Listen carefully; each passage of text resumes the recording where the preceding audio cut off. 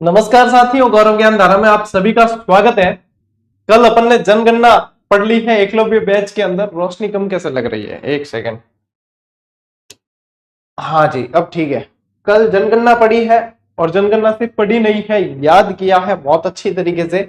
और आप लोगों को मैंने कहा था कि आप लोगों को सारणी जो तुलनात्मक वाली है वो याद हो जानी चाहिए। तो किस किस ने याद कर ली है, या कई जने जो है इधर उधर अभी भी कट ऑफ देखने के चक्करों में पड़े हुए हो? तो देखो, इन चीजों में सीधी सी बात है कि टेलीग्राम पे मैसेज डाल के भी बताया था, कट ऑफ देखने से आप लोगों का रिजल्ट नहीं बदलने वाला। और ना आप लोगों के गलत हुए प्रश्न सही होने वाले हैं, ना सही किए हुए गलत होने वाले हैं। तो चाहे एक जगह से देख लिए तो भी मन को तसल्ली नहीं होनी है, 10 जगह से देखिए तो भी नहीं होनी है। तो मैं यही कहना चाहूंगा कि हर एग्जाम के बाद में 90% बच्चे कट ऑफ, एग्जाम का लेवल, नॉर्मलाइजेशन जैसे वीडियो देखकर अपना समय व्यर्थ करते हैं, और 10% बच्चे अपने आप को दूसरे टारगेट के लिए फोकस कर लेते हैं। आप लोगों को दूसरे टारगेट के लिए फोकस होना है, यानी कि उन 10% बच्चों में शामिल होना है जो सिलेक्शन की ओर बढ़ते हैं। ठीक है, तो देखो, बताने मैं भी बता सकता हूँ, कट ऑफ पे वीडियो में व्यूज गड़ा हुआ है, 2-3 लाख 4 लाख बच्चा देख ले, पर मतलब नहीं है। क्योंकि भोलापन में पहला मैं भी कट ऑफ का वीडियो बहुत बनाया, लेकिन फिर बाद में पता चला कि इसका निष्कर्ष शून्य निकलता है। अपने चैनल को तो फायदा ही है, लेकिन स्टूडेंट को फायदा नहीं है। चलिए, तो आज अपन पढ़ेंगे खनिज। हाँ, वो सारणी याद की है आप लोगों ने? सारणी याद की है? याद कर लेना, तुलनात्मक वाली सारणी याद कर लेना, बहुत अच्छे प्रश्न बनेंगे। ठीक है, चलिए आज के 1 मिनट शो में आप लोगों को क्या दिया है, जो एक यूनिक प्रश्न देखने को मिला। हालांकि यूनिक क्या, आरबीएससी की जो नई अपडेटेड किताबें आई हैं उनके अंदर वो प्रश्न दे रखा है, लेकिन वो अच्छा प्रश्न है, राजसमंद झील वाला जो है। हाँ, मेरे से कहीं ना कहीं वो मिस हुआ है, मैंने नहीं पढ़ाया था, इसलिए मैंने उसको 1 मिनट शो के जरिए दिया। लेकिन 2-5% प्रश्न हर एग्जाम में नए मिलते हैं और उनसे हमें सीखना चाहिए। यदि हम उनसे इग्नोर करें और यदि हम अपनी ही सीखी बगाने में रहे कि नहीं ये भी मैंने कहीं बताया होगा, तो नहीं भाई, बताया कौन, लेकिन हम भी इस चीजों से सीखते हैं कि हाँ, मैंने आप लोगों के लिए 90 से 95% तक श्योरिटी कर ली कि जीके में आप लोगों के ये बनेंगे जो बने हैं। हाँ, 2-5% में इसलिए टारगेट नहीं करता कि उन्हें टारगेट करने के लिए मैटर बहुत ज्यादा हो जाता है, फिर वो चीजें याद नहीं होती है। तो मैं उतना ही करता हूं आप लोगों के लिए जितनी याद हो जाए। सिलेक्शन के लिए जितने जरूरी है उससे 20% ज्यादा ही आप लोगों को एग्जाम हॉल में देखने को मिलेंगे। ठीक है, चलिए अब करते हैं शुरू। आज पढ़ रहे हैं अपन खनिज। खनिज की क्लास मैटर बहुत ज्यादा है, इसलिए इसको 2 क्लास में पढ़ेंगे। ठीक है, चलिए सबसे पहले देखो कि राजस्थान में है ना, खाने बहुत ज्यादा है। अपन राजस्थान के संदर्भ में ही पढ़ेंगे। ठीक है, तो राजस्थान में खाने समझते हो, खान बहुत ज्यादा है, यानी कि खान और खदान लिख दो तो आप क्या है, सही तरीके से सर्वाधिक है। एक तरीके से ये कह सकते हो आप कि ये क्या है, सर्वाधिक है। खान और खदान सर्वाधिक है। अब ये ज्यादा होने से इसका नाम क्या हो गया कि ये तो एक अजायब घर है, खनिजों का अजायब घर है, इसे क्या कह देते हैं? तो सबसे पहले बेसिक प्रश्न है ये, देखो राजस्थान को खनिजों का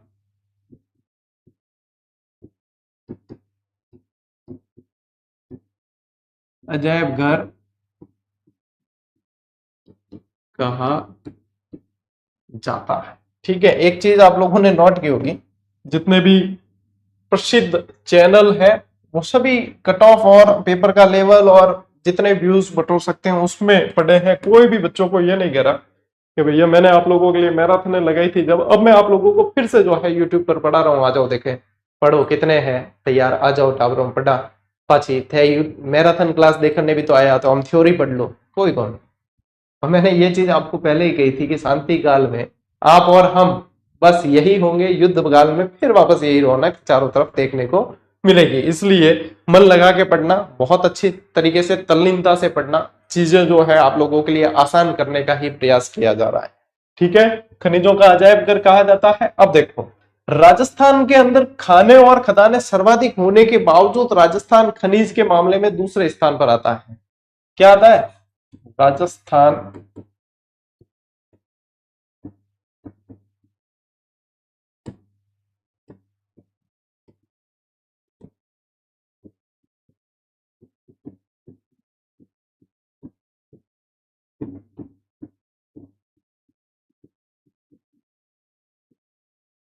दूसरे स्थान पर है। तो पहला कौन है? राजस्थान का स्थान तो कौन सा है? दूसरा है। तो ध्यान रखो पहला है झारखंड। पहला कौन है? झारखंड है। ठीक है बेटा, ये चीजें याद रखना। राजस्थान दूसरे स्थान पे आ रहा है, पहले स्थान पे नहीं आ रहा है। ठीक है, अब यहां पे देखें कि लौह अयस्क जो होते हैं ना, लौह अयस्क कह दो चाहे लौह खनिज कह सकते हो आप।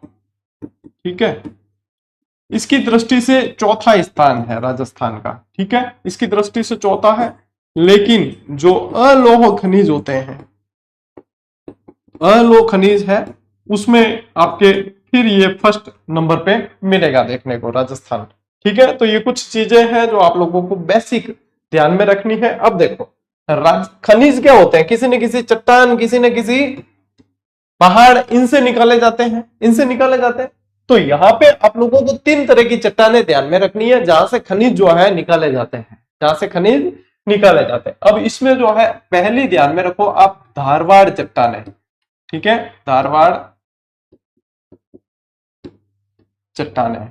दूसरे नंबर पे अपने को ध्यान रखनी है अवसादी चट्टानें, और तीसरे पर ध्यान रखनी है अपने को विंध्यन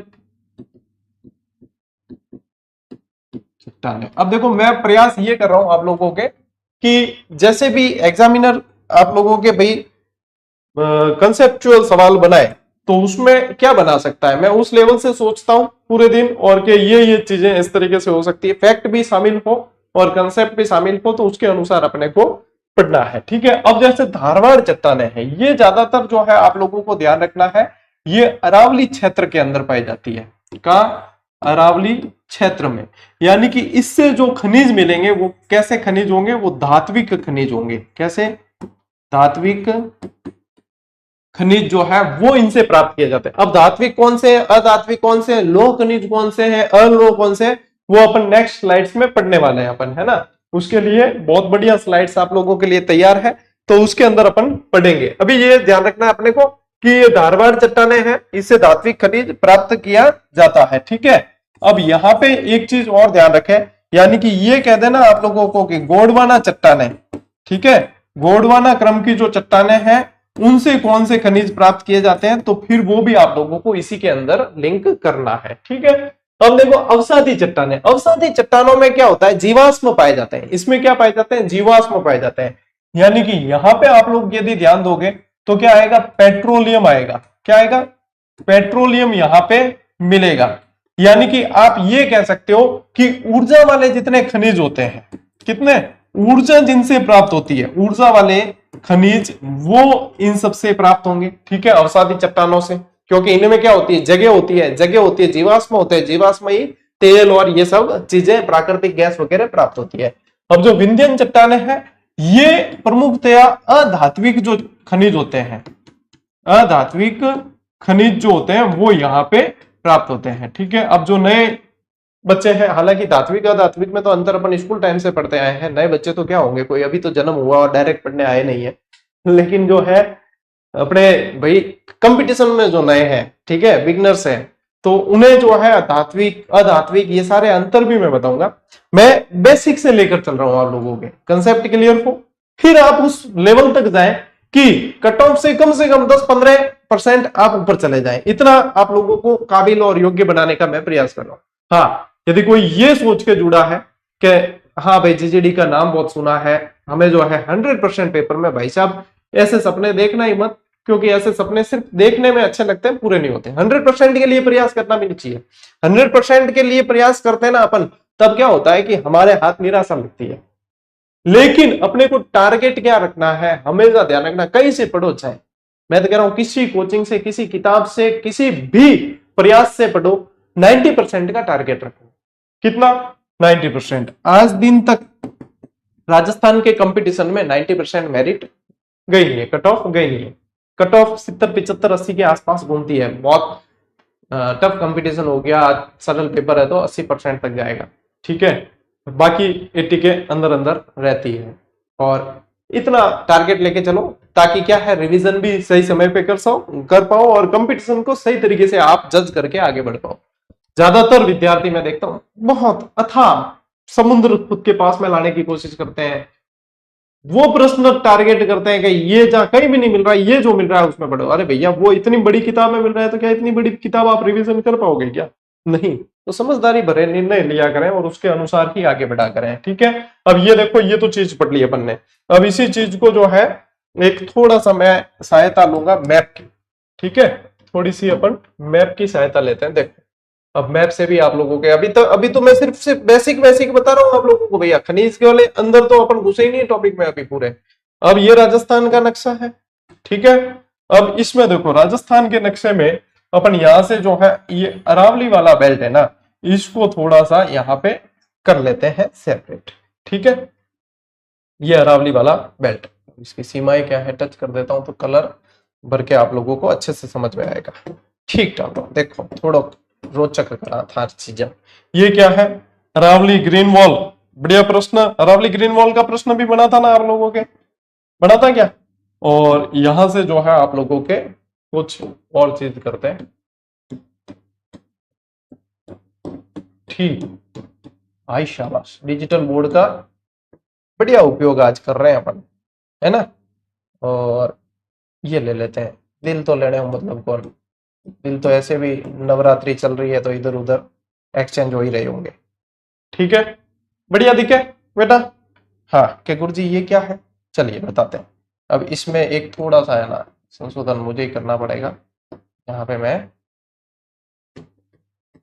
देखो इसमें संशोधन ये है कि इसमें ये जो है यहाँ तक है, विंध्यन क्रम की जो चट्टानें हैं वो अधिकांश यहाँ पे पाई जाती है, ठीक है। टारो कट गया वो, हाँ भाई वो कौन सा था, ये था, ठीक है।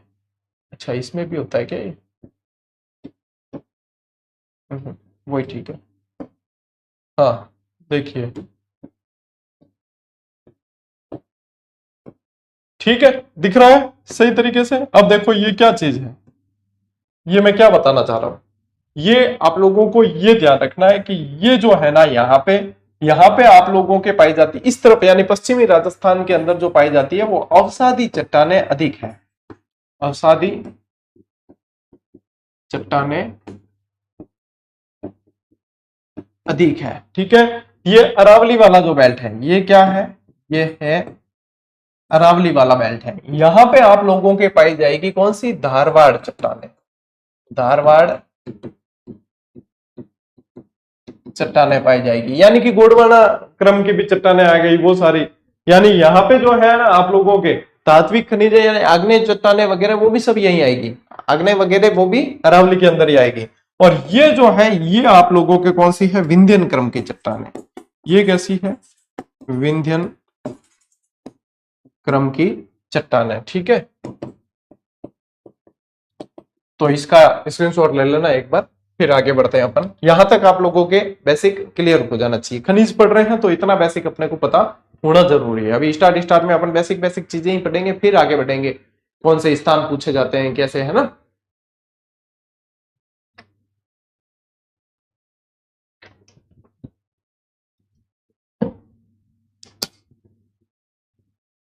पॉलिटिकल साइंस फर्स्ट ग्रेड ने आज निराश किया। पॉलिटिकल साइंस आरपीएससी से भी मैं एक चीज कहना चाहता हूं कि पेपर कम से कम ऐसा बनाओ कि आपको योग्य कैंडिडेट पूरे के पूरे मिल तो जाए। ऐसा बनाने से क्या मतलब कि जहां पे 200 से अधिक सीटें और से 6 कैंडिडेट मिले जो क्वालिफाई नहीं कर पाए।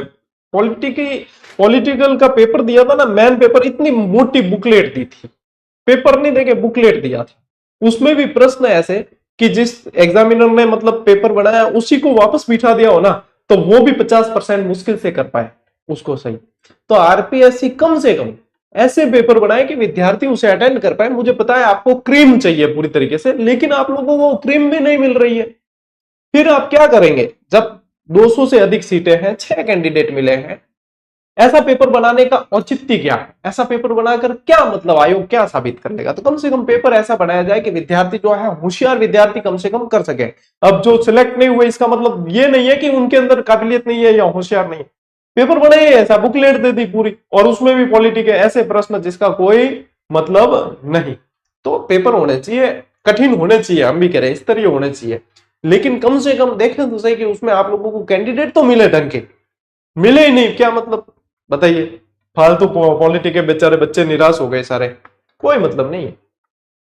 चलो आगे बढ़ते हैं। देखो अब यहां पे अपन पढ़ेंगे कि वर्गीकरण क्या है, खनिजों का वर्गीकरण। इसमें क्या ध्यान रखना है, वर्गीकरण में धात्विक खनिज, अधात्विक खनिज और ऊर्जा खनिज, यही 3 तरह के मैंने आप लोगों को अलग अलग चट्टानों के आधार पर बता दिए। अब इसमें आते कौन कौन से, अब धात्विक के अंदर कौन से आएंगे, लोह धातु के और अलोह धातु वाले। यानी इनमें क्या होती है, अयस्क की प्रधानता होती है, समझना इन चीजों को। ये जो धात्विक खनिज होते हैं ये किसी न किसी अयस्क से प्राप्त किए जाते हैं, यानी कि डायरेक्ट नहीं मिलेगा भाई आप लोगों को, क्या ये लोहा पड़ा है ले लो, डायरेक्ट नहीं मिलेगा। इनके अयस्क मिलेंगे, परिष्करण के बाद में आप लोगों को ये चीजें मिलेगी, ठीक है। इसके बाद में अपने को खनिज प्राप्त होगा।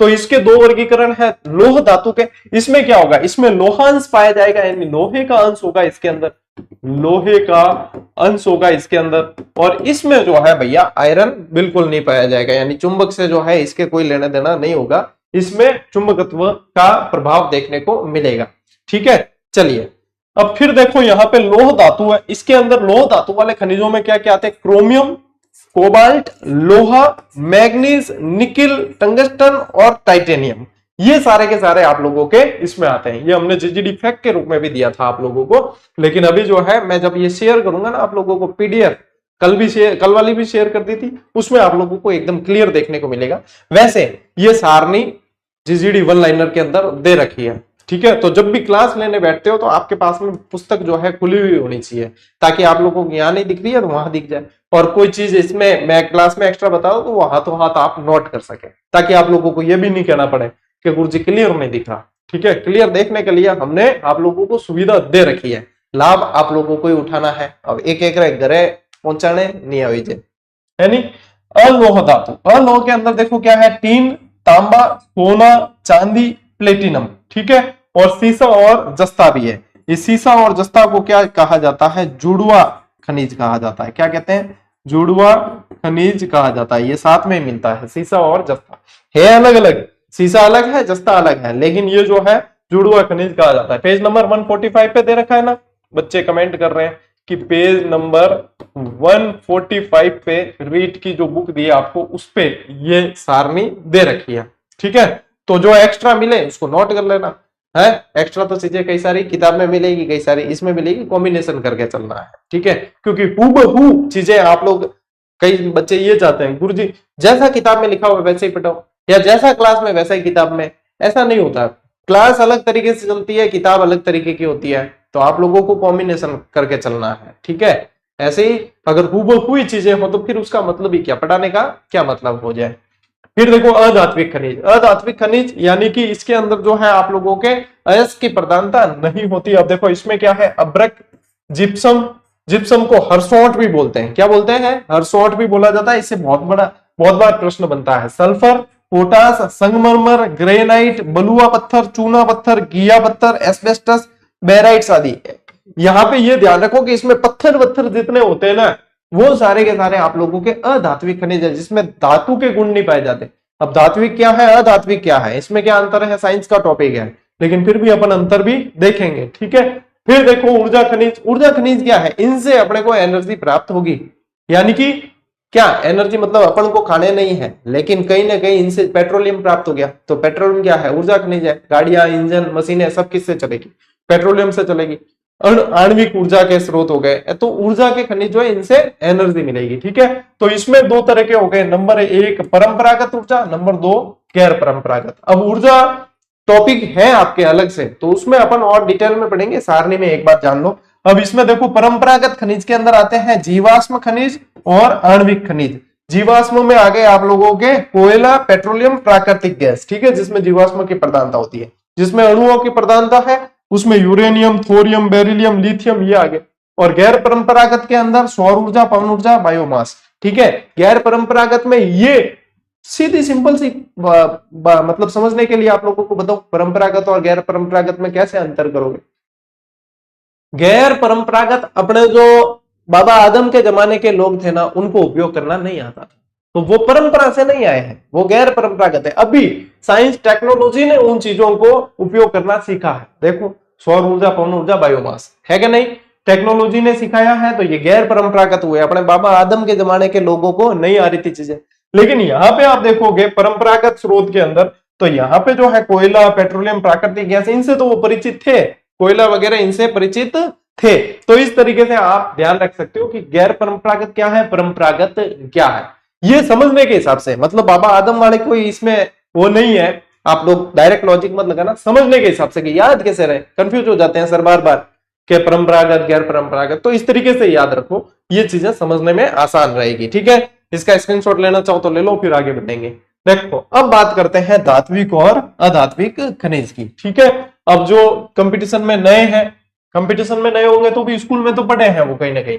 तो देखो धात्विक खनिज क्या होते हैं, मुख्यतः आग्नेय और रूपांतरित शैलों से पाए जाते हैं, आग्नेय चट्टानों से पाए जाते हैं। ये ज्यादातर धारवाड़ क्रम की चट्टानों से कह सकते हो आप, यहाँ पे मैं लिख देता हूं धारवाड़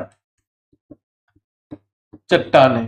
ठीक है, फिर धात्विक खनिज प्राय सख्त होते हैं और इनमें अपनी एक चमक होती है, इनकी विशेषता होती है कि ये कहीं ना कहीं जो है साइन करेंगे, चमक होगी इनके अंदर। ठीक है, इन्हें पिघलाया जा सकता है ताकि इनसे नए उत्पाद बनाए जा सकते हैं, यानी कि इनमें तन्यता भी होती है, तार खींचे जा सकते हैं इनसे, इनसे जो है तार खींचे जा सकते हैं। इसको बोला जाता है तन्यता का गुण। क्या बोलते हैं, तन्यता का गुण बोलते हैं इनमें। ये क्षण भंगुर नहीं होते हैं, मतलब भंगुरता नहीं होती इनके अंदर। ये साइंस में आप लोगों ने पढ़ा होगा, उदाहरण देखो लोहा, तांबा, मैग्नीज, चांदी, एल्यूमिनियम, टीन। अब ये चीजें उदाहरण तो अपन ने लास्ट स्लाइड पे भी देख लिए हैं। ठीक है, फिर देखो अधात्विक खनिज मुख्यतः परतदार शैलों में पाए जाते हैं।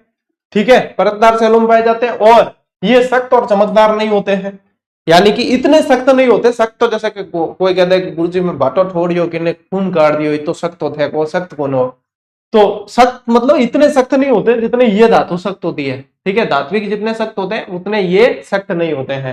अधात्विक खनिजों को पिघलाकर नए उत्पाद नहीं बनाए जा सकते, क्यों, क्योंकि इनके अंदर होती है भंगुरता का गुण होता है, इनके अंदर भंगुरता का, ये टूट कर बिखर जाते हैं, पत्थर जो है टूट कर बिखर जाएगा। और यहाँ लोहा, सोना वगैरह आप कितनी तार खींचो भले इनके, ये टूट कर बिखरते नहीं है एकदम से, है ना, ये इनमें मुख्य अंतर है। अब देखो इसमें कैसे कोयला, नमक, सल्फर, हीरा, जिप्सम, चूने का पत्थर, अग्नि, ये सारे इसके अंदर आ गए। ठीक है, अब ऊर्जा खनिज जो है वो आप लोगों को ये ध्यान रखना है कि गुरुजी ये तो ऊर्जा खनिज में बना था, ये अधात्विक में कैसे आ गया, आएगा।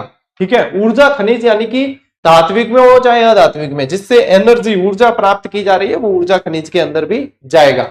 ठीक है, चलिए स्क्रीनशॉट लीजिए फटाफट।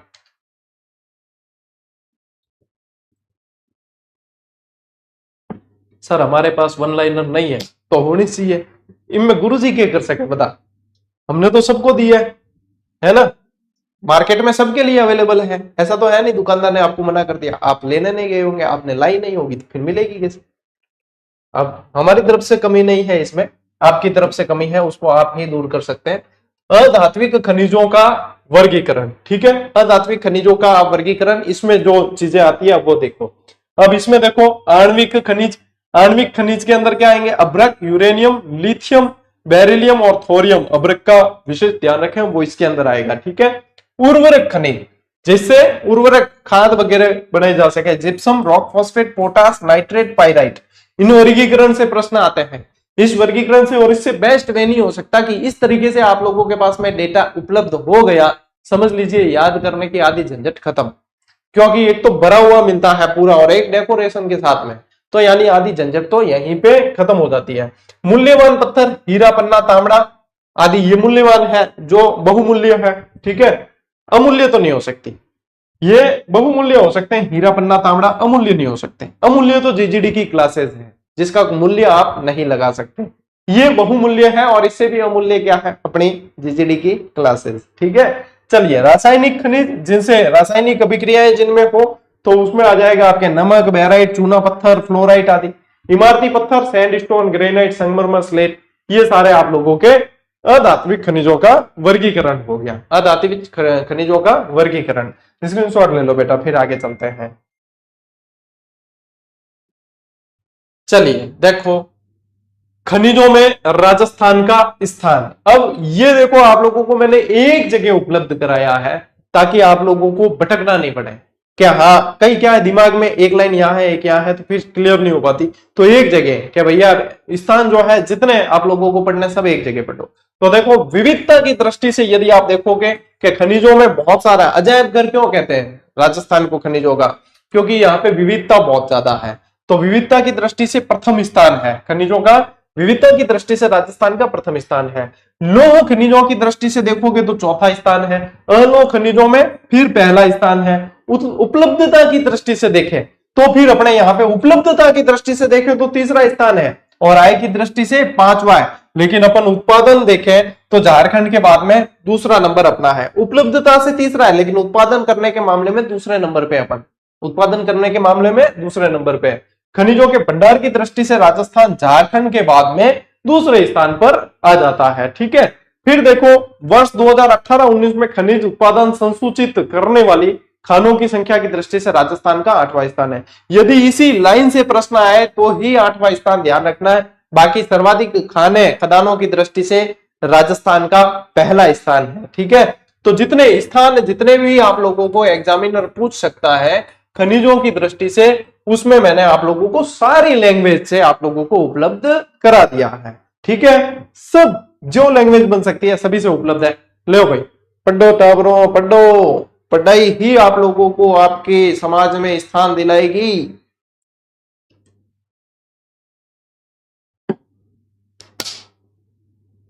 चलो देखो, अब उपलब्ध खनिज भंडार के प्रकार। अब यहां पे क्या है, अभी अपन ये जैसे पढ़ते हैं यहां पे आएगा अभी आगे प्रधान खनिज और अप्रधान खनिज, और इस तरीके से भी आप लोग पढ़ते हैं आगे, है ना। यहाँ क्या है, प्रधान खनिज वगैरह भी आप लोगों को पूछा जाता है। देखो प्रधान खनिज और अप्रधान खनिज में क्या अंतर है। 1960 के अंदर कुछ नियम निकाले गए थे, राजस्थान खनिज रियायत नियम थे, उसके अंतर्गत जो खनिज आते थे वो सारे के सारे प्रधान खनिज थे, उसके अंतर्गत नहीं आते थे वो अप्रधान थे। ये सिर्फ समझने के लिए है, आप लोग इसको जो है लिखने की जरूरत वैसे मेरे हिसाब से है नहीं। ये ध्यान रख लो कि 1960 में एक तरह के नियम निकाले थे, उन नियमों के अंतर्गत कोई खनिज आते थे जिसमें कम से भी कम उनके पास में मतलब 10 वर्ग किलोमीटर जगह अलॉट होती थी, एक से ज्यादा खनिज के उत्खनन के लिए जगह अलॉट होती थी, तो ये उसके अंतर्गत आ जाते थे। तो वो कौन से हो जाते थे, प्रधान खनिज हो जाते थे। ठीक है, इतनी रात में कौन फोन करा है, तो वो आ जाते थे आपके प्रधान खनिजों के अंतर्गत। ठीक है, एक सेकेंड।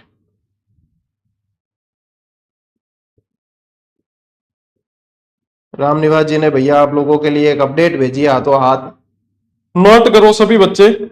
आरपीएससी में 3 नए सदस्यों की नियुक्ति हुई है। चलिए, बीच क्लास में आप लोगों के एक अपडेट निकल कर आई है जो सर ने भेजी है। राम निवास जी सर हमारे इस मामले में बहुत एक्टिव रहते हैं अपडेट के मामले में। देखो सबसे लेटेस्ट अपडेट आपको लाइव दे रहा हूं भैया, सबसे लेटेस्ट अपडेट लाइव दे रहा हूं।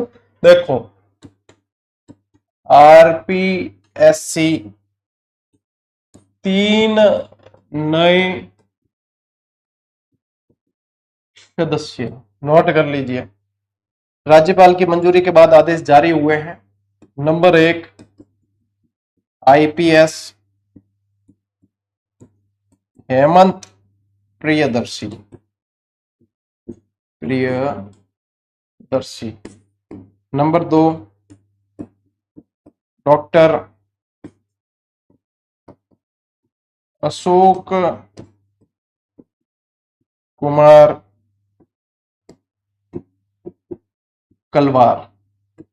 और नंबर 3 डॉक्टर सुशील कुमार बिस्सू। नोट कर लो, नई अपडेट है, करंट का सवाल बनेगा यहां से, है ना। तो ये आप लोगों के करंट का सवाल बनने के चांसेस हैं। ठीक है।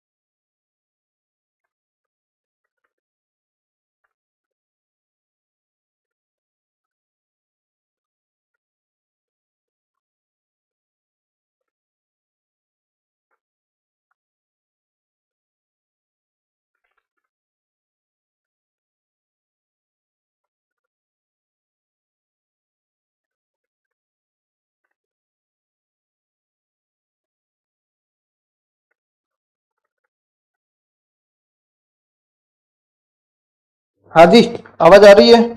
देखो आप लोगों को भी ये फोन आ रहा था, इससे ही आप लोगों को भी एक चीज बता रहा हूं। आप लोग एप्लीकेशन पे टेस्ट सीरीज लेते हो, ये देखो लाइव क्लास, स्टूडेंट अपने ही है लेकिन लाइव क्लास का ध्यान ही नहीं रहते कि लाइव क्लास के अंदर भैया कॉल नहीं करनी है। ठीक है, आप लोगों को भी बता रहा हूं, जितने विद्यार्थी जुड़े हुए हैं, आप एप्लीकेशन पे जाते हो, टेस्ट सीरीज लेते हो, पेमेंट कट गया या नहीं खुला है या आपने डिलीट किया है या जो भी आपके समस्या आ रही है, एप्लीकेशन पे डायरेक्ट व्हाट्सएप का बटन दे रखा है, वहां पे जाते ही सीधा जो है टेक्निकल टीम पे व्हाट्सएप आप कर दीजिए, अपने रजिस्ट्रेशन नंबर बता दो, अपनी समस्या बता दो, 24 घंटे के अंदर अंदर आपके समाधान हो जाता है। 24 घंटे तो हमने मैक्सिमम दे रखे हैं, समाधान तो आपके वो, अब देखो यदि वर्किंग आवर्स में करोगे तो हो सकता है घंटे भर में हो जाए। अब कोई रात को 11 बजे कर रहा है और क्या सर अभी तक नहीं हुआ, 11:30 बजे वो कॉल करने लग जाए, तो ये चीजें नहीं होती है। आप वर्किंग आवर्स में करें, सुबह 10 बजे से शाम को 8 बजे तक आप करें और उसके बाद में 24 घंटे में फिर भी समस्या का समाधान हो जाती है। परेशान होने की आवश्यकता नहीं है, आप खुद अपने लिए परेशानियां मोल लेते हैं। हमने तो सुविधा आप लोगों के लिए इतनी कर रखी है, लेकिन यूं है कि वो देख लो तो टावर उठानी पड़ी, डायरेक्ट बटन दे रखी हो, फोन मतलब मैसेज करने वास्ते सेव करने की जरूरत नहीं है, डायरेक्ट बटन पे गए कि मैसेज करना चाहते हो टेक्निकल टीम को, यस, व्हाट्सएप पे जाते सीधा लिखा, काम खत्म। टावरो टावरो क्या रात रात फोन आवे तो मेरे भी चिंता हो जाए भाई, मैं स्टूडियो में हूँ, बारे के वो है कि नहीं वो है, ध्यान नहीं रहे। ठीक है, ये वास्ते देखो अब ध्यान रखो, यहाँ पे मैंने आप लोगों को प्रधान और अप्रधान खनिज के बारे में चीजें क्लियर कर दी है, ध्यान रखना। ठीक है, आते हैं अपन बैक टू क्लास। नई अपडेट आप लोगों को दे दी है, रामनिवास सर को थैंक यू बोल देना।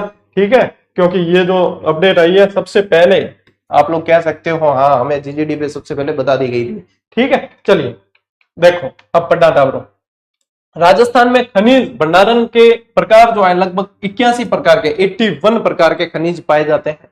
ठीक है, ये भी प्रश्न बना था एक बार कि कितने प्रकार के खनिज पाए जाते हैं, 81 प्रकार के खनिज पाए जाते हैं। ठीक है, धात्विक खनिज इनमें 17 प्रकार के, अधात्विक 39 प्रकार के और ईंधन खनिज 3 प्रकार के हैं। गौण खनिज 12 प्रकार के हैं। वर्गीकरण तो हालांकि नहीं पूछते, लेकिन 81 टाइप्स के ये पूछे जाते हैं, तो 81 प्रकार के हैं, 81 टाइप्स के हैं, ये ध्यान रखना। भारत के कुल खनिजों में राजस्थान का 22% हिस्सा है भैया, मोस्ट इंपॉर्टेंट फैक्ट, भारत के कुल खनिजों में राजस्थान का 22% हिस्सा है। ठीक है, और इसके अलावा ध्यान रखो इनमें से ब्लॉकों की ई नीलामी करने वाला राजस्थान पहला राज्य है।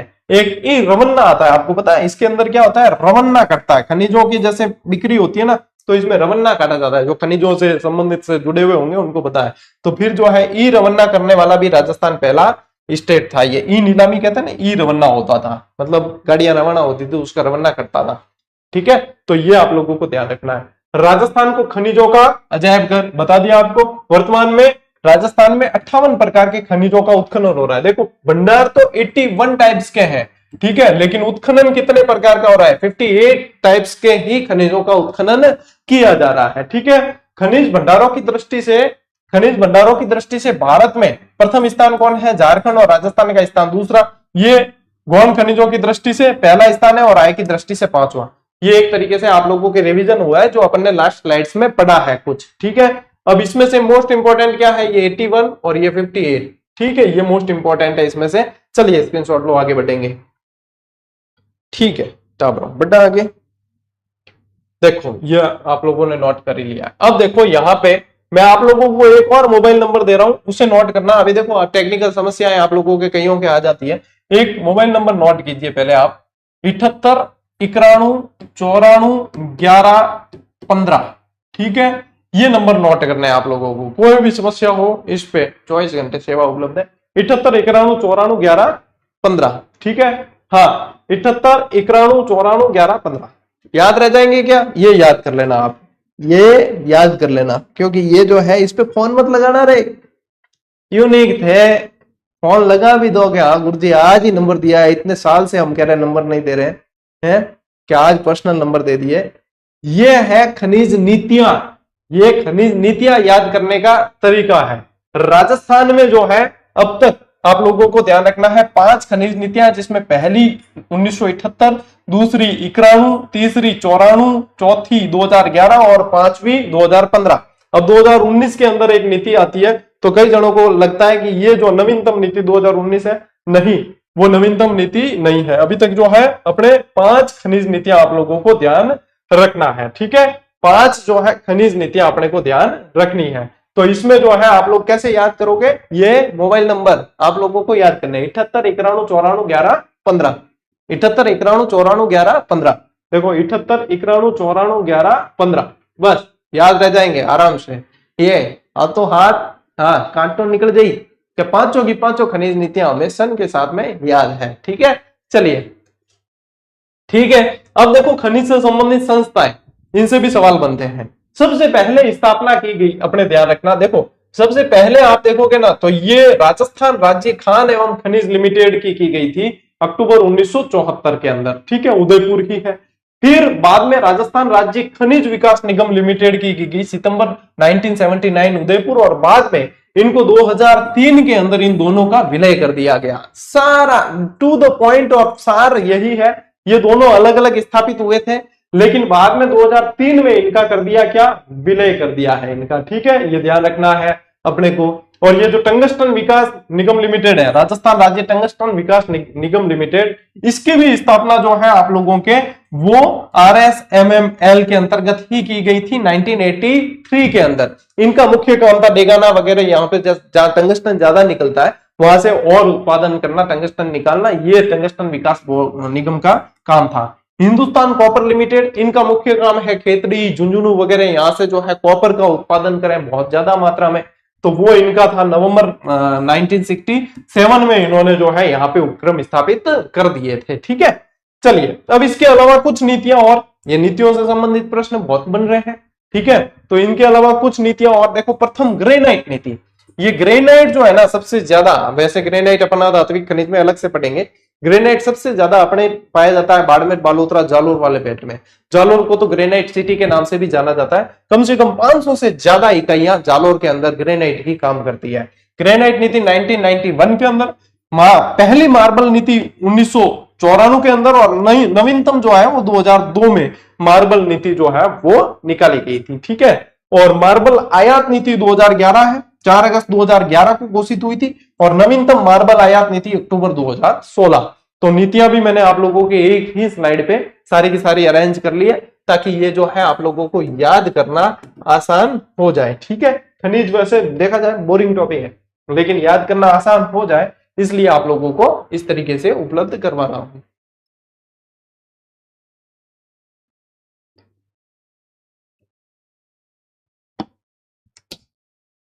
चलिए देखो टापो, इसको मोस्ट इंपॉर्टेंट करना, ठीक है। लो अयस्क, अब इसमें लो अयस्क में जो है इनके अलग अलग वेरिएंट पाए जाते हैं। आप गाड़ी लेने जाते हो ना, तो गाड़ी लेने जाते हो तो उसमें जो है बेस वेरिएंट होता है, कोई मिड वेरिएंट होता है। कई जना के गुरुजी में गाड़ी लेने क्या जावा, आज तो नौकरी नहीं लगी, नौकरी लागी भी बाद में जावा।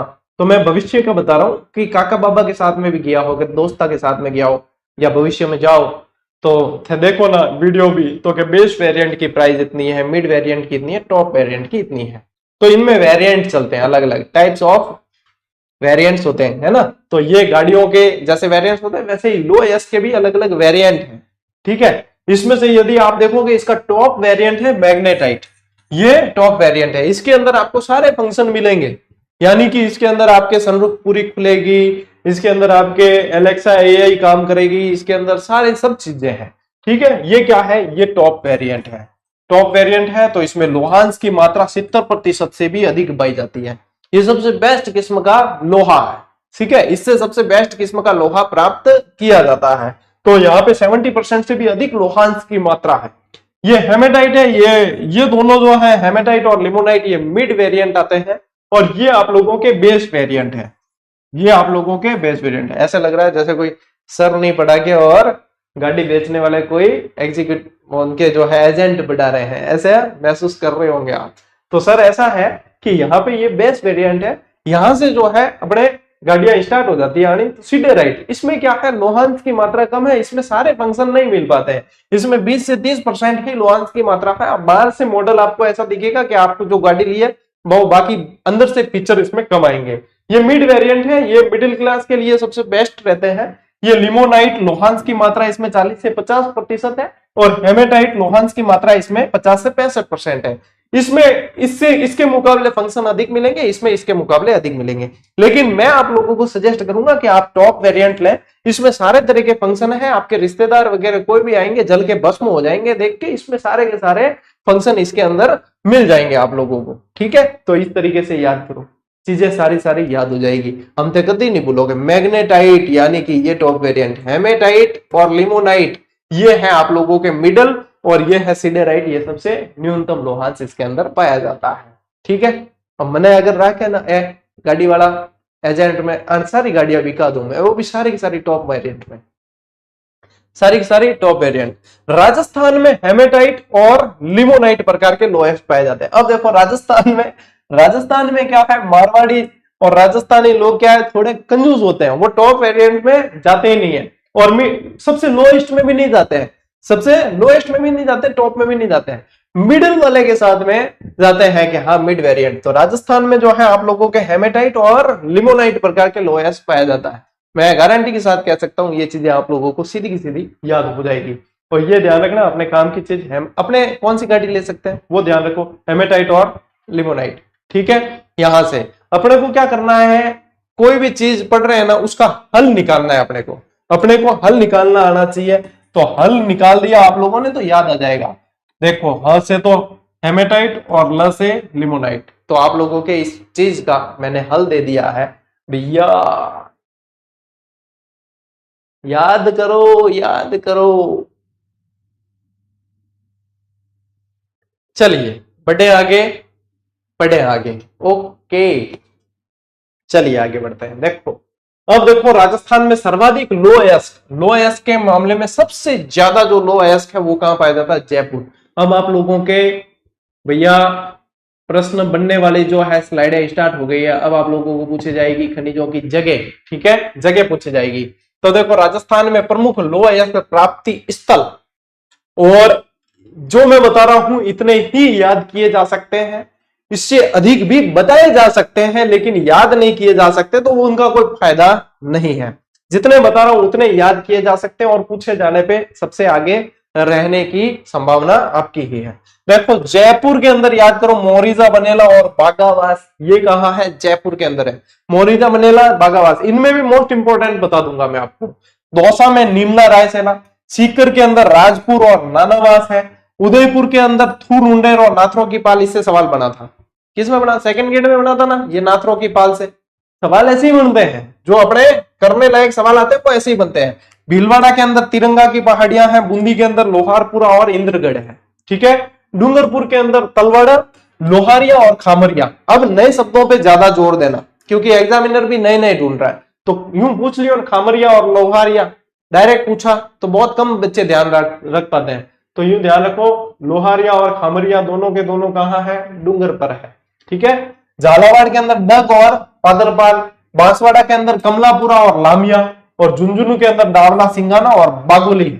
अब इनमें से देखो मोस्ट इंपोर्टेंट कौन कौन से, इनमें से जो मोस्ट इंपोर्टेंट है वो अलग से छांट कर लिख लो वापस भैया, जो बता रहा हूं उनमें से ही प्रश्न पूछते हैं। एक तो जयपुर का मोरिजा बनेला पूछते हैं, एक आप लोगों के दौसा का निमरा रायसेला बहुत पूछते हैं, एक उदयपुर के थूर उंडेर और नाथरों की पाल फेवरेट प्रश्न है एग्जामिनर के, ठीक है। और इसमें से आप लोगों के ये डावला सिंगाना झुंझुनू वाला, ये जो मैंने चार मोस्ट इंपोर्टेंट बताए हैं इनमें आप लोगों को, ये यूं समझो कि एग्जामिनर के मोस्ट फेवरेट है, ठीक है।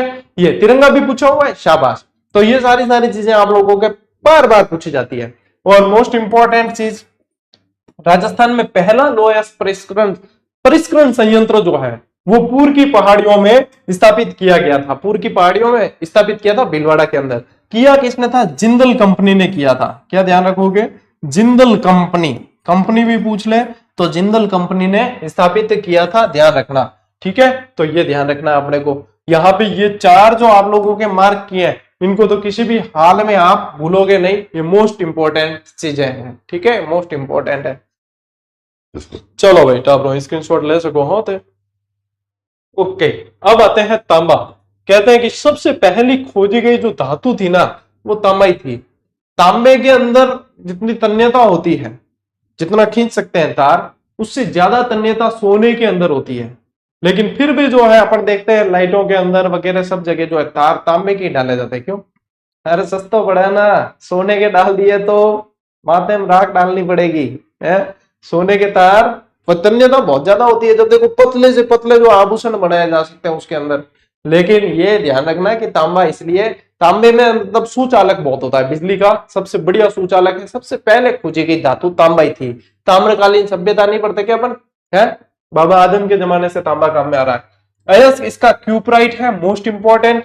प्रमुख प्राप्ति स्थल देखो, ये यहाँ पे भी झुंझुनू लिखना। पहले ये क्या है, नेम का थाना में चले गए थे, अब आप झुंझुनू लिखना। झुंझुनू का देखो कोलियान और मदान कुदान। ये कोलियान तो अभी 2024 में कोलियान खदान के अंदर एक हादसा हुआ था, उसलिए भी चर्चा में रहा था। तो ये भी आप लोगों को ध्यान रखना है, पूछता है एग्जामिनर, आजकल ऐसी चीजें भी पूछी जा रही है। तो कोलियान में 2024 के अंदर हादसा हुआ था एक, जिसमें कई सारे मजदूर मारे गए थे। तो ये भी ध्यान रखना है अपने को। मदान कुदान खाने हैं, ये भी ध्यान रखना, खेतड़ी की ही खाने हैं ये। और इसके अलावा झुंझुनू के कौन सी है, बनवास, धौलामाला, अकवाली, खेतड़ी। ठीक है, ये खेतड़ी मोस्ट इंपोर्टेंट है, इसी की ये दो खाने हैं, मदान और कुदान। और कोलियान भी झुंझुनू के अंदर ही आता है। ठीक है, ये भी झुंझुनू के अंदर है, मोस्ट इंपोर्टेंट है। अलवर की खोदरीबा, भगोनी, थानागाजी, उदयपुर की केरावली, है ना। अब इसमें भी मोस्ट इंपोर्टेंट छांटो। इसके अंदर भी जो आप लोगों के मोस्ट इंपोर्टेंट है, एक तो ये झुंझुनू की मदान कुदान और कोलियान, और झुंझुनू की फिर आप लोगों के कौन सी आएगी, खेतड़ी, ये मोस्ट इंपोर्टेंट। अलवर की खोदरीबा, भगोनी, थानागाजी, ये तीनों ही पूछते हैं। ठीक है, उदयपुर की अभी तक केरावली नहीं पूछी है, पूछ सकते हैं तो बताया मैंने आप लोगों को। लेकिन मोस्ट इंपोर्टेंट ये है तांबे में, मोस्ट इंपोर्टेंट तांबे में यह है। तांबा यहां से आप लोगों के प्राप्त किया जाता है, और इनमें सबसे ज्यादा प्रश्न यहीं से बनते हैं, मदान कुदान कोलियान, इनसे, है ना। हाँ ठीक है, कोदरीबा वगैरह ये भी ध्यान रखना है। अब आते हैं अपन, अब यह उपयोग बताने की मेरे को आवश्यकता है क्या, ये बताओ।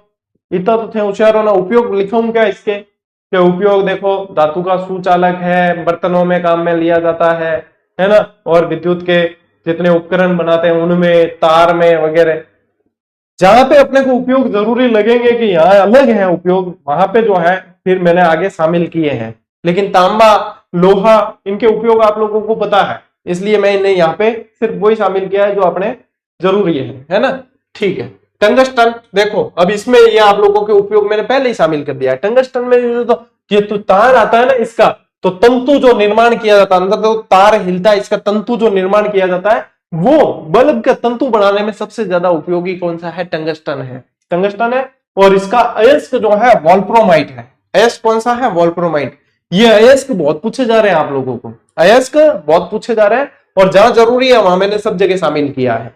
तो ये अयस्क वॉल्फ्रोमाइट है। प्रमुख प्राप्ति स्थल रेवन की पहाड़ियां, डेगाना, भाकरी और बीजाथल, ये मोस्ट इंपोर्टेंट यही है, और इससे प्रश्न बना था।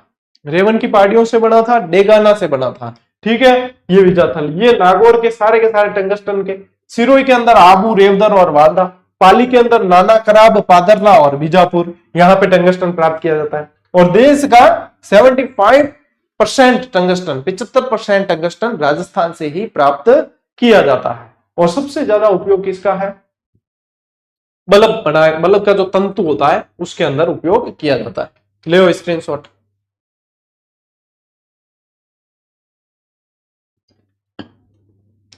वालदा नया नहीं है, वालदा पुराना भी पढ़ा है, पढ़ते आ रहे हैं। मैं कम से कम वालदा को पढ़ रहा हूं 8-10 साल से। लेकिन पूछा नहीं तो पूछ सकते, पूछा है, वालदा से भी प्रश्न पूछा हुआ है। ठीक है, लेकिन मोस्ट ऑफ प्रश्न जो है ये रेवन की पहाड़ियां और डेगाना भाकरी से ही पूछा जाता है। इसके अंदर टंगस्टन में रेवन की पहाड़ियां और डेगाना भाकरी से ही प्रश्न ज्यादातर पूछते हैं। ठीक है, अब देखो तांबे से बनी हुई जो है मिश्रित धातुएं भी आप लोगों को ध्यान रखनी। 4 तरह की मिश्रित धातुएं आप लोगों को ध्यान रखनी है। मैं जब मेरा समय कहूं तो मतलब मैं कोई डायनासोर के जमाने का नहीं हूं। मैंने तैयारी की थी 2015-16 में, तभी जो है 3 वैकेंसियां निकाली थी, और उसके बाद में फिर अपने आप लोगों के लिए प्रयासों में फिर लग गए थे बाद में, है ना। तो मेरे समय में मैंने इसकी एक बढ़िया ट्रिक बनाई थी, और मैं जो है मंदबुद्धि बालक था तो ट्रिकें बना के याद कर लेता था, इसलिए आप लोगों को भी बता देता हूँ। मैं बताऊं वो सारी ट्रिक याद करनी जरूरी नहीं है। ठीक है, कंडीशन अप्लाई। ठीक है, मैंने इसकी बनाई थी कांतारा पिता सीता ही बतासो, मुझे अभी भी याद आती है, जब भी इस चीज को देखता हूँ सीधा याद आता है। कांतारा पिता सीता ही बतासो मेरे लिए बहुत आसान था, हो सकता है किसी के लिए कठिन हो। ट्रिक है याद करनी के गुरुजी ट्रिक कैसे याद करा, बिंगी भी कोई ट्रिक बता दो, तो भैया नहीं करनी है, बढ़िया ठीक है।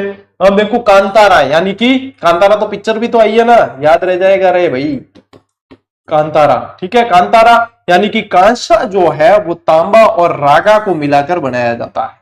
ये पूछते हैं, ये प्रश्न पूछते हैं आप लोगों के, इसको पूछा जाता है कि ये मिश्रित धातु है, बताओ भाई। कांतारा तो कांसा तांबा और रागा को पिताज, क्या बताया मैंने, ट्रिक लिख रहा हूं लेकिन जरूरी नहीं है कि आप याद करो भी करो, ठीक है, बता रहा हूं, ऑप्शनल है ना। फॉर्म भरते हैं उसमें ऑप्शनल आता है, स्टार लगा हुआ नहीं है, ऑप्शनल है, भरो तो ठीक, नहीं भरो तो। पिताज यानी पीतल जो बनाया जाता तांबा और जस्ते से, पीताज तांबा और जस्ता, ठीक है।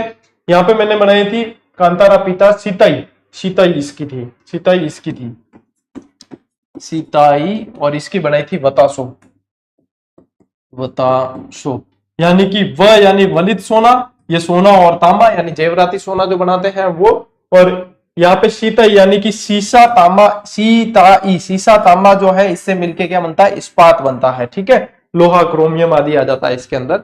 तो ये आप लोगों के मिश्रित धातु हैं। तो मैंने बता दी है मेरे अनुसार तो आप लोगों को ट्रिक, लेकिन जो है मैंने आप लोगों को अच्छी तरीके से उपलब्ध करवा दिया है, दोनों तरीके बता दिया है। अरे भैया इसको क्या जवाब चाहिए, जवाब दो, सॉरी कॉपी पेस्ट के लिए, क्या जवाब चाहिए किस चीज का, पढ़ो रहे कोई जवाब, अब पढ़ लो बस, यही पढ़ो, यही जवाब है। और आप जो सवाल पूछते हो उन सभी के जवाब कई बार दे रखे हैं, तो ध्यान नहीं देते हो। अब आते हैं सीसा जस्ता, ये क्या है, जुड़वा खनिज है, ये क्या है, जुड़वा खनिज है। सीसा जस्ता कैसे, जुड़वा खनिज है। देखो इसके उत्पादन में राजस्थान का एकाधिकार है, एकाधिकार मतलब समझते हो, एकमात्र जीजीडी की ही टेस्ट सीरीज है जिससे एग्जाम में 50 से 60% सवाल देखने को मिलते हैं, तो वो क्या है, एकाधिकार है, ठीक है, टॉपिक वाइज टेस्ट सीरीज। तो यहाँ पे इनका क्या है, एकाधिकार के, हमारा ही एकमात्र अधिकार है, ठीक है।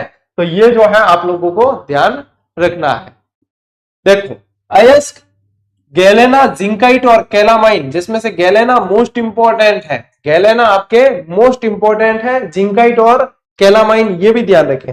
और ये जुड़वा खनिज के रूप में पाया जाता है। चांदी भी इनके साथ ही अयस्क के रूप में पाई जाती है, चांदी भी इनके साथ में ही पाई जाती है। आपको पता है अपने जावर के अंदर जो है राणा लाखा के टाइम में सीसा जस्ता की और चांदी की खदानें खोदी गई थी, तो वो ये उस समय से देख लो वहां पे मिल रहा है।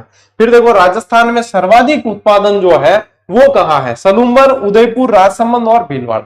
कहाँ पे सर्वाधिक उत्पादन, सलूम्बर, उदयपुर, राजसमंद और भीलवाड़ा। अब इससे सलूम्बर किस लिए दिया है, क्योंकि जावर जो माइंस है ना वो सलूम्बर के अंदर पड़ती है, जावर कहां पड़ती है, सलूम्बर के अंदर, ठीक है। जस्ते को गलाने हेतु चंदेरिया और देबारी में हिंदुस्तान जिंक लिमिटेड, ठीक है, हिंदुस्तान जिंक लिमिटेड ने स्मेल्टर स्थापित किया। स्मेल्टर का काम ही होता है, उनको गलाने का काम होता है, ठीक है, उनको गलाने का काम होता है। तो ये ध्यान रखना कि जस्ते को गलाने हेतु चंदेरिया और देबारी के अंदर हिंदुस्तान जिंक लिमिटेड ने स्मेल्टर स्थापित किए हैं, ठीक है।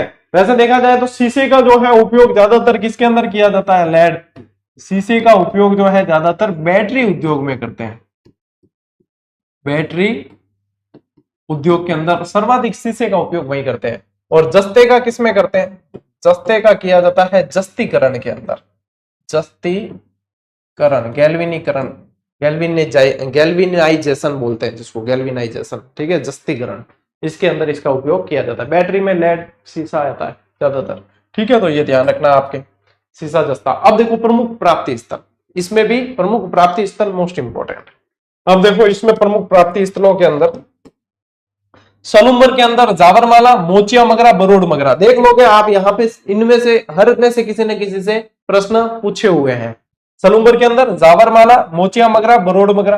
राजसमंद के अंदर राजपुरा, दरिबा और सिंधेश्वर, कला और खुर्द, ठीक है। कला और खुर्द क्या होते हैं, कई जगह गांवों के नाम के आगे आप लोगों को कला, मेवी कला, जैसे कि अपने नरेंद्र सिंह जी भाटी का गांव है मेवी कला, मेवी खुर्द भी है। तो यानी एक छोटा गांव होता है, एक बड़ा गांव होता है, तो इसलिए खुर्द और कला शब्द प्रयोग में लिए जाते हैं। तो यहाँ पे सिंधेश्वर कला और सिंधेश्वर खुर्द, ठीक है, ऐसे याद रखना। भीलवाड़ा के अंदर रामपुरा, आगूचा, गुलाबपुरा। सवाई माधोपुर के अंदर चौथ का बरवाड़ा, डूंगरपुर में गुगराव मोड़, और अलवर के अंदर गुड़ा किशोरीदास, सिरोही के अंदर देहरी और जोपार, अजमेर के अंदर सावर, बाजता और घुंगरा, है ना। आपको ऑनलाइनर में तो अलग से 2-3 पेज दिए हैं जिसपे अयस्क लिखा है और फिर जो है हर स्थान उसके आगे लिखा हुआ है, और यहाँ पे आप लोगों को साथ साथ में बता रहा हूं मैं, ठीक है। अब इसमें जितने खनिज है उसमें सबसे मोस्ट इंपॉर्टेंट इसको करना, सीसा जस्ते वाले, वो ये जो इनके उत्पादन स्थल है इसको करना, क्योंकि सबसे मोस्ट फेवरेट है, यहां से एग्जामिनर सवाल पूछता है। इसमें भी देखो जो मोस्ट इंपॉर्टेंट है वो है एक तो जावर, एक यहाँ पे राजपुरा दरीबा ये भी पूछते हैं, और रामपुरा अगुचा ये भी, भीलवाड़ा वाला मोस्ट इंपॉर्टेंट, और ये, ठीक है, ये मोस्ट इंपॉर्टेंट है। इसके अलावा ये ध्यान तो रखना है, लेकिन ये 4 तो सबसे ज्यादा इंपॉर्टेंट है इसके अंदर। अब गुगराव मोड़ अलग है और गुगरा अलग है। देखो गुगरा घाटी आप लोगों को पता ही है कहाँ है, अजमेर के अंदर। तो ये देखो, ये ऐसे कंफ्यूज मत होना, गुगरा यहाँ है और गुगराव मोड़ यहाँ है, ठीक है। इनमें कंफ्यूज नहीं होना है आप लोगों को, ठीक है। चलिए स्क्रीनशॉट लो, आगे बढ़ेंगे। आज क्लास कल से भी लंबी हो रही है क्या? 1 घंटा हुआ है, नहीं होगी कल से लंबी।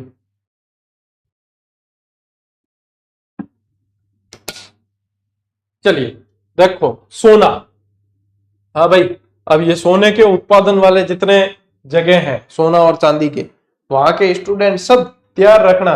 ये मुझे पता चल गया है तुम्हारे यहाँ पे सोना और चांदी मिलता है। जब भी आऊंगा, जैसे भी आऊंगा भैया, तैयार ही रखना है। मुझे तो भले तुम अयस्क के रूप में दे देना, परिष्कृत मैं करा लूंगा, ठीक है ना।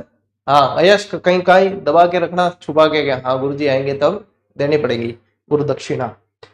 देखो सोना, ये वागड़ पेटी का मुख्य खनिज है। वागड़ पेटी मतलब बांसवाड़ा डूंगरपुर। हाँ, बांसवाड़ा डूंगरपुर के साथियों याद रखना, जिस दिन मैं आऊंगा तुम्हारे पास में सोने की पेटी है, खदान है, मैं जानता हूं। देखो सोना 2 प्रकार से प्राप्त किया जाता है। सोना 2 प्रकार से प्राप्त किया जाता है। जो स्थल से प्राप्त होता है उसको बोलते हैं धातु रेखा भंडार, और जो पानी से प्राप्त होता है उसको बोलते हैं प्लेसर भंडार, ठीक है।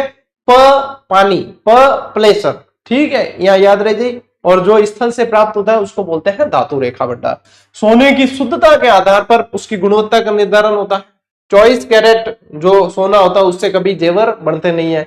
जो जेवराती सोना होता है वो 22 कैरेट का होता है। वो कितने कैरेट? 22 कैरेट के, उससे भी कम कर देते हैं सोनार के, इसको जो है थोड़ी बहुत मिलावट कर करा के और फिर वो और भी कम कर देते हैं। तो वैसे 24 कैरेट जो होता है वो शुद्ध सोना होता है, इससे जेवर नहीं बनते हैं। 22 कैरेट जो होता है वो जेवराती सोना होता है, ठीक है। और अभी तो मेरे को लगता है एक और नई सोने का इजाद किया, कहीं पढ़ा था मैंने, जिसमें उन्होंने कर दिया है इसको लगभग 14 या 15 कैरेट का कुछ ऐसा किया है, जो मतलब बहुत सस्ता हो जाएगा फिर सोना उससे। तो लोगों की इच्छा भी पूरी हो जाएगी सोने की, और जो बड़े हुए दाम है जेवराती सोने के वो भी डाउन हो जाएंगे। वो मुझको कोई पढ़ने में आया था 30-35 हजार रुपए तोला ही मिलने लगेगा। प्रमुख प्राप्ति स्थल बांसवाड़ा है, और बांसवाड़ा के अंदर देखो जगपुरा, आनंदपुर, भूकिया मोस्ट इंपॉर्टेंट चीज है भैया, ठीक है। जगपुरा, आनंदपुरा, भूकिया। उदयपुर के अंदर रायपुर, खेड़ा, शाहपुरा यानी कि भीलवाड़ा, शाहपुरा यानी भीलवाड़ा, यहाँ पे जो है देवतलाई, शाहपुरा भीलवाड़ा के अंदर देवतलाई, ये ध्यान रखो। और इसमें जो है मैंने कुछ आप लोगों के लिए, हाँ ये आ गए हैं इसके अंदर, चलिए। तो इसमें जो है आप लोग देवतलाई, ये मोस्ट इंपॉर्टेंट है, इससे करंट का सवाल एक बार बना था। चांदी के अंदर देखो सीसा जस्ता के साथ ही चांदी भी प्राप्त की जाती है। और राजस्थान में सर्वप्रथम चांदी का उत्खनन किसके समय हुआ था? राणा लाखा के काल में। कब हुआ था? राणा लाखा के काल में। और जावर में, जावर की माइन से फिर किसको, जावर की माइन से आपको पता है कुंभा ने अपनी पुत्री रमाबाई को आजीविका चलाने के लिए दी थी। ऐसा कई पुस्तकों में लिखा मिला कि दहेज में दी थी, दहेज में नहीं दी थी, उनके पति की मृत्यु होने के बाद में वो जावर में आकर रहने लगी और तब उनको दी थी, ठीक है। चांदी उत्पादन में राजस्थान का स्थान अग्रणी है, और प्रमुख उत्पादक क्षेत्र देखो जावर सलूम्बर के अंदर, राजपुरा दरीबा राजसमंद, और रामपुरा अगुचा भीलवाड़ा। यदि आप देखोगे सीसा जस्ता वाले ही स्थान है ये, क्योंकि ये शामिल पाई जाती है, ये जो है शामिल उनके साथ ही पाई जाती है। तो ये ध्यान रखना, ठीक है, ये ध्यान रखो। चलिए, एक बांसवाड़ा के जो तिमारन माता है, बांसवाड़ा में तिमारन माता, चलो मैं सोने के कुछ और स्थान आप लोगों को लिखाता हूं। देखो, एक तो आप लिखो दौसा के, मैंने ऑलरेडी आप लोगों के लिए लिखकर पहले से लेके आया हूं।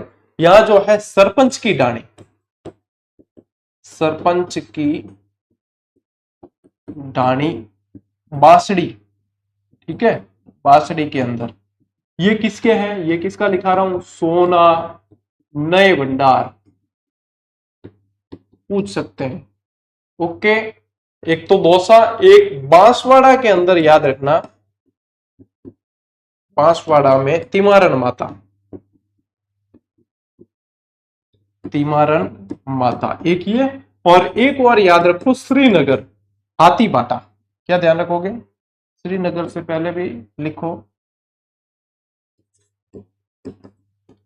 हाथी बाटा, श्रीनगर, श्रीनगर अजमेर, ठीक है, अजमेर, जाके करमचंद परमार थे जिन्होंने राणा सांगा की मदद की, तो राणा सांगा ने बाद में शाहपुरा बन्नेड़ा वगैरह जागीर दी थी इनको। ये 3 स्थान और आप लोगों को ध्यान में रखने हैं, नए भंडार। तो भैया यहाँ के सारे बच्चे ध्यान रखना, हाँ, घूम घाम के एक आधा टुकड़ा कहीं अंदर रख लेना, आऊंगा मैं, ठीक है। चलिए, क्या गुरुजी बार बार ऐड आ रही है, ऐड कैसे आ रही है, लाइव क्लास में तो ऐड आती नहीं है, गलत बात। देखो अब पढ़ते हैं अपन मैग्नीज, ये भी वागड़पेटी का ही खनिज है। अब देखो वागड़पेटी याद की यानी डूंगरपुर बांसवाड़ा के क्षेत्र है, ये डायरेक्ट याद करने वाली चीज है। इसका उपयोग लोह और लोह इस्पात निर्माण में, रासायनिक उद्योग में, शुष्क शैल निर्माण में किया जाता है। मैंने कहा था जहां से उपयोग पूछते हैं और जो आप लोगों को ध्यान नहीं होगा वहां पे मैंने शामिल किया। तो इसका उपयोग किया जा रहा है कहां पे, लोह इस्पात निर्माण में, रासायनिक उद्योग में और शुष्क शैल निर्माण में किया जाता है। प्रमुख उत्पादक क्षेत्र देखो वागड़पेटी है तो बांसवाड़ा आएगा, लीलवानी, काला कुआं, ये काला खूंटा भी लिखा मिलता है, ये क्या लिखा मिलता है, काला खूंटा। एकदम एक्यूरेट तो वहां के बच्चे बताएंगे, बचाओ तो बांसवाड़ा के कौन है, ये काला कुआं है कि खूंटा है। मुझे तो ऑथेंटिक किताबों में भी दोनों शब्द देखने को मिले हैं। और ये मोस्ट इंपोर्टेंट, ये प्रश्न पूछ लिया है अभी हाल ही के एग्जाम में, ये प्रश्न पूछा था, वरिष्ठ अध्यापक में ये प्रश्न पूछा था। और नरड़िया एक क्षेत्र और है यहाँ का, तो बांसवाड़ा के बच्चे हैं वो बताइए कि ये काला खूंटा है, ठीक है, तो काला खूंटा को यहाँ पे आप सही करेंगे, ठीक है, ये ध्यान रखना, काला खूंटा। ओके, ठीक है। अब क्योंकि अपने राजस्थान के चप्पे चप्पे से स्टूडेंट है, हाथों हाथ क्लियर हो जाती चीजें। उदयपुर के अंदर देखो स्वरूपपुरा, देबारी, राजसमंद के अंदर नेगड़िया, देखो यहाँ नरड़िया है और यहाँ नेगड़िया है, ये ध्यान रखना है। इसके अलावा सवाई माधोपुर और जयपुर में भी उत्पादन होता है मैग्नीज, स्पेशली बांसवाड़ा ध्यान रखना है, मैग्नीज में स्पेशली बांसवाड़ा ध्यान रखना है। काला खूंटा से प्रश्न बन चुका है, अभी हाल ही में बना था ये सारे। अब देखो हर एक चीज के प्रूफ देने बैठ जाए तो फिर अपने समय ज्यादा हो जाए, है ना। अब यहाँ पे जो है अपन प्रमुख अधात्विक खनिज जो है वो वर्गीकरण पढ़ लेते हैं आज, और फिर जो है क्लास बहुत लंबी होती जा रही है तो इसको बाकी की क्लास कल अपन जो है पढ़ेंगे इसको, ठीक है। अब अधात्विक खनिजों के अंदर मैं आप लोगों को इसका वर्गीकरण बता देता हूं कि भैया अधात्विक खनिज में ये चीजें आप लोगों को ध्यान रखनी है, ठीक है। देखो टब्रो एक शॉर्ट एंड स्वीट बढ़िया ट्रिक है, एक ट्रिक है जिसके अंदर धात्विक तो पढ़ लिया अपन ने, अब अधात्विक देखो, हीरा जीरा पन्ना मूंगा सब फिर अंग्रेज ले गए, तो अपने पास में क्या बचा, बाबा जी का ठुल्लू, हीरा जीरा पन्ना मूंगा सब फिर अंग्रेज ले गए, याद हो जाएगी क्या, बिल्कुल सरल है, हीरा जीरा पन्ना मूंगा सब अंग्रेज ले गए। अब देखो इसमें से सबसे पहले तो आपके हीरा ही निकलेगा, अधात्विक खनिज के अंदर आता है, ठोस बहुत होता है ये। जीरा से 2 निकालना है आप लोगों को, एक तो जिप्सम और एक ये रा से निकलेगा रॉक फॉस्फेट, क्या निकलेगा, रॉक फॉस्फेट, ठीक है। हीरा जीरा पन्ना मूंगा, अब यहाँ पे ये जो है आप लोगों को ये पन्ना ही निकालना है, पूरा का पूरा ये पन्ना ही है, ठीक है। अब मूंगा से देखो एक तो आप लोगों के आएगा यहाँ पे मुल्तानी मिट्टी, क्या आएगा, मुल्तानी मिट्टी, ठीक है। चलिए इसको सही कर देते हैं।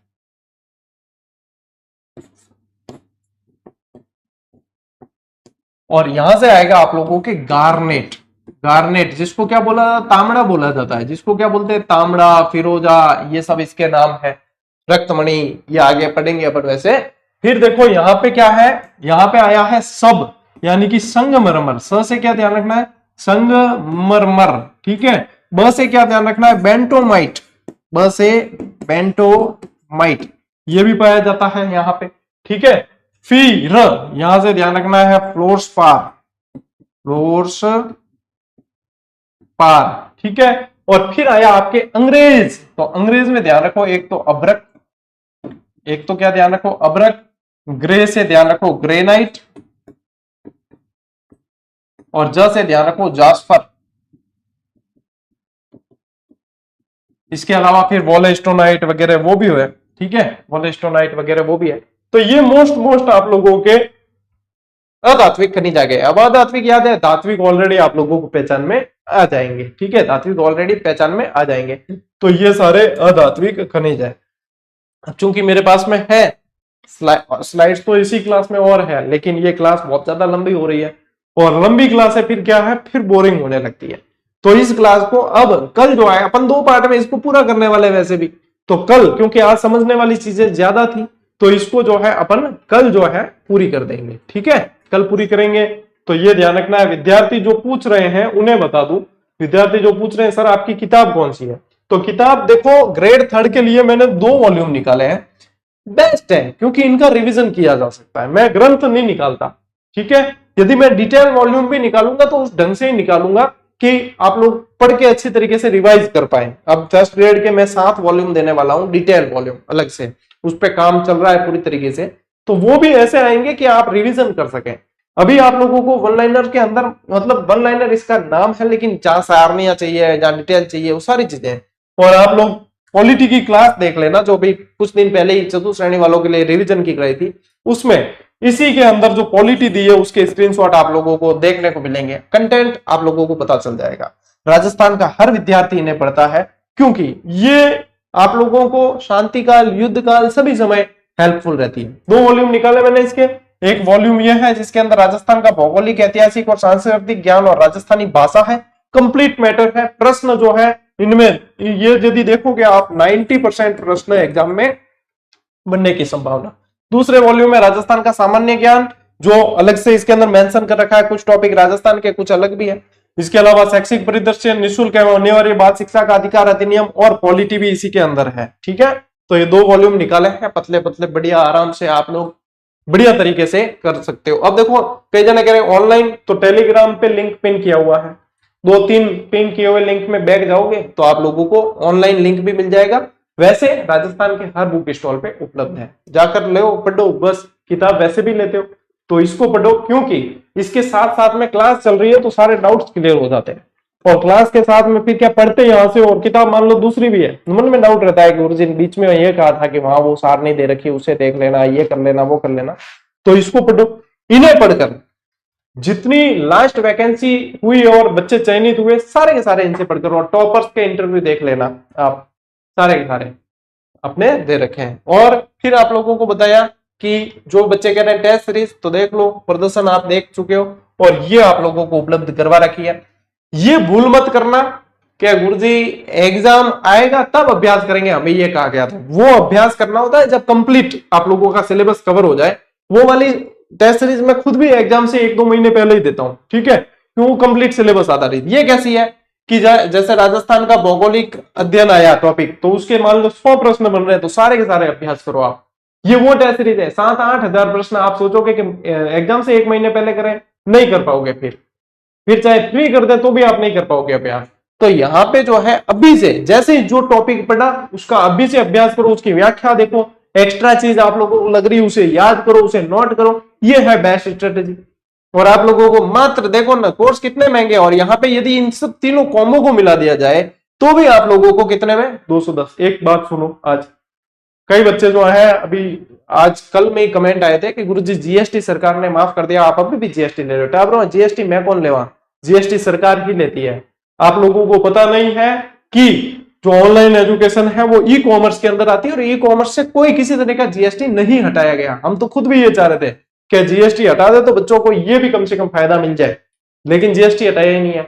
आप लोगों को जानकारी जो है अधूरी है, और अधूरा ज्ञान हमेशा घातक होता है। किसी न किसी अच्छे सीए से पूछ लिया करो कहने से पहले कि गुरुजी आप अभी भी जीएसटी ले रहे हो, मतलब आप लोगों के लिए इतनी सेवा कर रहे हैं। ये सेवा है, 1 साल हमें मेंटेन करनी चीजें, और उसमें भी आप लोगों को ये नाम मात्र के शुल्क पे टेस्ट सीरीज में 7-8 हजार प्रश्न पे अभ्यास कराना, फ्री पूरा पढ़ाना, आप लोगों को बेहतरीन किताबें उपलब्ध कराना, ये सेवा है एक तरह की। कोचिंग संस्था नहीं है भैया, कोचिंग संस्था होती तो अभी तक कोर्स बाहर आ चुके होते। 1 मिलियन का प्लेटफॉर्म है अपना, क्या कोर्स मैं नहीं सेल कर सकता था? मेरा एफर्ट तो पूरा का पूरा लग रहा है। तो फिर ये चीजें समझा करो। सेवा है, उसको जो समझेगा, जो व्यवस्थित तरीके से पढ़ेगा, उसको मेवा मिलेगा। नहीं तो फिर दूसरे जने तो लूट के खाने के बैठी है, बाद में मत गए बने। ठीक है, चलिए आज की क्लास में साथियों इतना ही। अब मिलते हैं अगली क्लास में, अगले वीडियो के अंदर। तब तक के लिए राम राम, जय हिंद।